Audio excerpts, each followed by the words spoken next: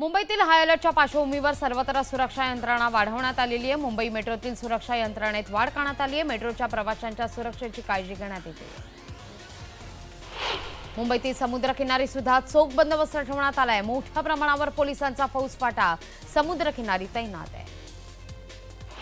मुंबईतल्या हाय अलर्टच्या पार्श्वभूमीवर कोणताही अनुचित प्रकार घडू नये याकरता अंधेरी रेल्वे स्टेशन परिसरात प्रवाशांना दक्ष आणि सतर्क राहण्याच्या महत्त्वाच्या सूचना आणि मार्गदर्शन देण्यात आले आणि यासाठी पोलीस कर्मचाऱ्यांनी रॅली सुद्धा काढली होती। आजपासून 10वीच्या परीक्षेला सुरुवात होते। पुणे, मुंबई, नागपूर, औरंगाबाद, कोल्हापूर, अमरावती, नाशिक, लातूर, कोकण अशा 9 विभागीय मंडळामार्फत परीक्षा होणार आहे। जुन्या अभ्यासक्रमाच्या विद्यार्थ्यांसाठी ही परीक्षा अखेरची संधी असेल, तर नव्या अभ्यासक्रमानुसार ही पहिलीच परीक्षा असणार आहे। लोकसभा निवडणुकीसाठी शिवसेनेच्या संभाव्य उमेदवारांची यादीच न्यूज 18 लोकमतच्या हाती लागली आहे। लोकसभेच्या या एकूण 48 जागांपैकी भाजप 25 तर शिवसेना 23 जागा लढवणार आहे आणि या 23 पैकी 19 जागेकरता शिवसेनेच्या उमेदवारांच्या नावावर शिक्कामोर्तब झालंय। छत्रपती संभाजीराजेंची भूमिका साकारून घराघरात पोहोचलेले अभिनेते अमोल कोल्हे शिवसेना सोडून राष्ट्रवादीत जाण्याची चिन्ह आहेत। काही दिवसांपूर्वी कोल्हे यांनी शरद पवार यांची भेट घेतली होती। माझ्या कारकिर्दीत एल्गार परिषदेवरून गुन्हे दाखल करणाऱ्या पुण्याच्या पोलीस आयुक्तांना निलंबित केलं असतं असं वक्तव्य राष्ट्रवादी काँग्रेसचे अध्यक्ष शरद पवार यांनी केलंय। मात्र प्रशासनानं अशा पद्धतीनं चालणं योग्य नाही असं म्हणत पवारांनी एल्गार परिषद आयोजकांवर गुन्हे दाखल करण्यावरून भाजपवर टीकास्त्र टाकलं। राज्याच्या पोलीस महासंचालकपदी सुबोधकुमार जयस्वाल यांची नियुक्ती करण्यात आली आहे। पोलीस महासंचालक दत्ता पडसलगीकर सेवानिवृत्त झालेले आहेत, तर दुसरीकडे लाचलुचपत प्रतिबंधक विभागाचे प्रमुख असलेल्या संजय बर्वे यांची मुंबईच्या पोलीस आयुक्तपदी वर्णी लागली आहे। आगामी निवडणुकीच्या पार्श्वभूमीवर मतदार नोंदणीपासून वंचित राहिलेल्या नागरिकांच्या मतदार नोंदणीसाठी शनिवारी आणि रविवारी राज्यभरात विशेष मोहीम राबवण्यात येणार आहे।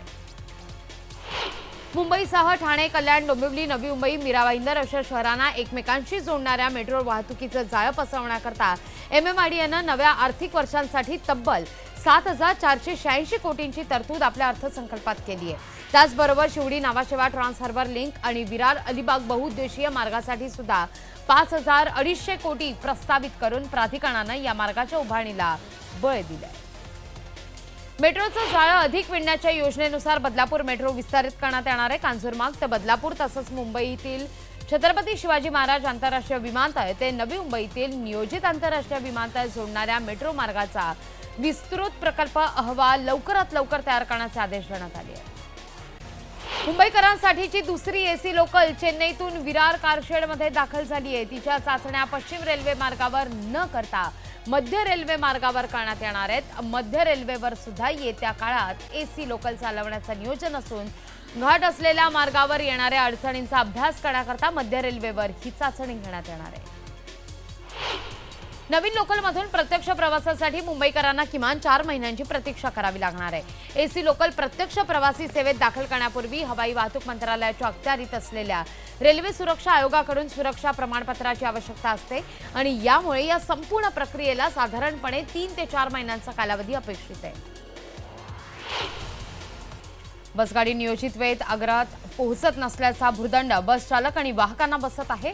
अधिकारी त्यांच्यावर जाणीवपूर्वक कारवाई करत असल्याची तक्रार बेस्ट समितीपुढे करण्यात आली आहे। या प्रकरणाची गंभीर दखल घेऊन कर्मचाऱ्यांना जाणीवपूर्वक निलंबित करणाऱ्या अधिकाऱ्यांवर कारवाई करण्याचे निर्देश बेस्ट समिती अध्यक्षांनी प्रशासनाला दिले आहेत। मुंबई उपनगरासह आता शहरात सुद्धा भाडं नाकारणाऱ्या रिक्षा आणि टॅक्सी चालकांविरोधात धडक कारवाईची मोहीम परिवहन आयुक्त विभागानं बुधवारपासून सुरू केली आहे आणि या मोहिमेअंतर्गत वारंवार भाडं नाकारणाऱ्या आणि जादा भाडं आकारणाऱ्या वाहन चालकांना परवाना कायमस्वरूपी रद्द करण्यात येणार आहे आणि त्यासाठी परिवहन विभागानं मुंबईत विशेष 12 पथकांची नेमणूक केली आहे। मुंबईसह गर्दीच्या शहरांमध्ये आगींवर नियंत्रणाकरता फायर हेलिकॉप्टर खरेदी करण्याची शिफारस विधिमंडळाच्या लोकलेखा समितीनं केली।